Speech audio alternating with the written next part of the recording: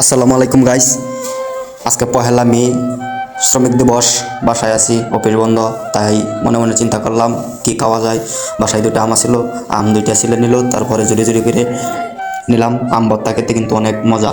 আপনারা কি আম ভর্তা পছন্দ করেন? ভিডিওটা কে কোন জায়গা থেকে দেখতেছেন আমার কমেন্ট বক্সে জানাবেন। তো আম ভর্তা সবাই পছন্দ করে, আমরা আজকে আম ভর্তা করবো। সবাই ভিডিওটা দেখবেন, ভালো লাগলে অবশ্যই লাইক কমেন্ট শেয়ার করবেন। প্রথমে একটু লবণ দিতেছি, তারপরে একটু মরিচের গুঁড়া, পরিমাণ মতন মরিচ দিয়ে দিলাম, তারপরে একটু সরিষার তেল দিয়ে দিলাম, কাটি সরিষার তেল। টক আম প্রচুর টক, তো আম মাখাইতাছি। এখন চিন্তা করতেছি আম টক হবে বেশি, একটু টক মিষ্টি হলে ভালো হবে। একটু খেজুরের গুড় দিয়ে দিলাম, খেজুরের গুড়টা দিলে মনে করেন টক মিষ্টি হবে, খেতে ভালো লাগবে। তো ভিডিওটা অবশ্যই লাইক কমেন্ট শেয়ার করবেন। আপনারা আম ভর্তার ভিডিওটা কোন জায়গা থেকে দেখতেছেন কমেন্ট বক্সে জানাবেন। অবশেষে ভর্তা হয়ে গেল, মাখানো শেষ। একটু মুখে দিমু, দেখি কেমন মজা হয়েছে। ও নো।